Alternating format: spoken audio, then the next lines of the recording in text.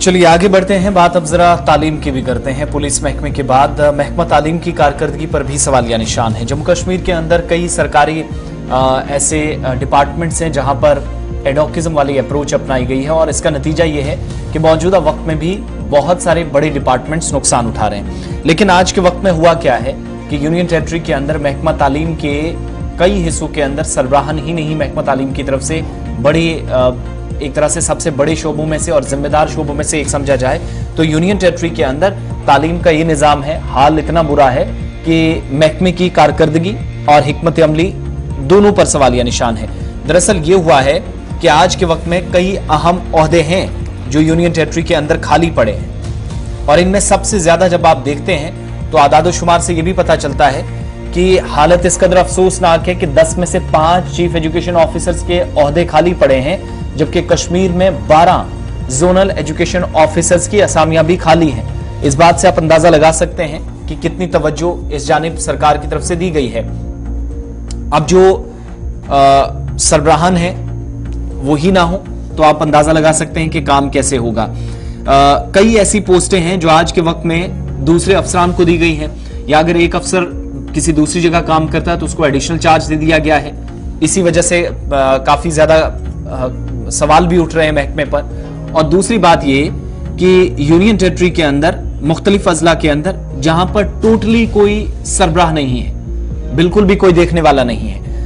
आप सरकारी आदादोशुमार को उठाकर देखेंगे तो सीओ बारामूला, बांडीपोरा, सीओ अनंतनाग, पुलवामा और श्रीनगर के अंदर कश्मीर सूबे में ये नॉर्थ टू साउथ की सूरत हाल है जो इस वक्त वैकेंट पोस्ट पड़ी हुई है। इसी तरीके से सोपोर की डाइट प्रिंसिपल की जो पोस्ट है बारामूला के अंदर, बांडीपुरा, गांदरबल, कुपवाड़ा, कुलगाम जिले में वो भी इस वक्त खाली पड़ी हैं। सीईओ बारामूला जो नवंबर में रिटायर हुए थे, 4 पोजीशंस उस वक्त उन्होंने होल्ड की हुई थी। सीईओ बारामूला जिनको एडिशनल चार्ज सीईओ बांडीपुरा का भी उस वक्त दिया गया। डाइट प्रिंसिपल बारामूला और बांडीपुरा का भी जिम्मेदारी किसी एक शख्स पर डालना, आप इस बात से भी अंदाजा लगाइएगा क्या हालात थे।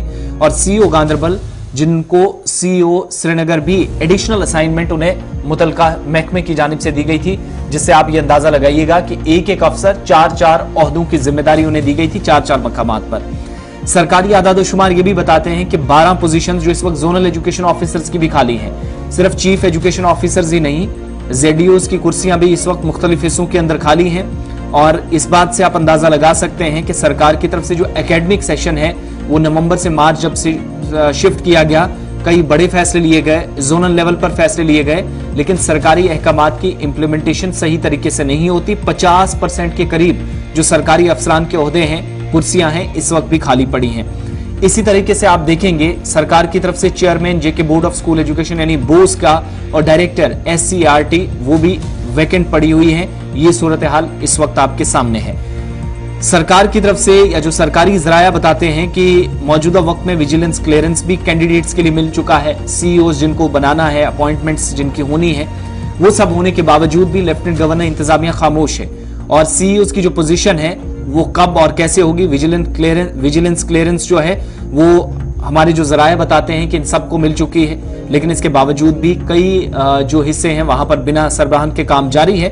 और सरकार की तरफ से अपॉइंटमेंट जो है चेयरमैन जेके बोस और डायरेक्टर SCRT उसके लिए भी कहा जा रहा है कि काम तो किया जा रहा है, लेकिन ओवरऑल अब जब आप देखते हैं तो 10 में से 5 चीफ एजुकेशन ऑफिसर के ओहदे खाली हैं और सिर्फ कश्मीर सूबे के अंदर 12 जोनल एजुकेशन ऑफिसर कहीं हैं ही नहीं। और हालत यहां तक आ गई है, दबाव इस कदर शायद है कि अगर एक डिस्ट्रिक्ट के अंदर कोई एक सीईओ काम करता है तो उसको पास वाले डिस्ट्रिक्ट का भी चार्ज दे दिया गया है, जिससे डिपार्टमेंट भी काफी नीचे बोझ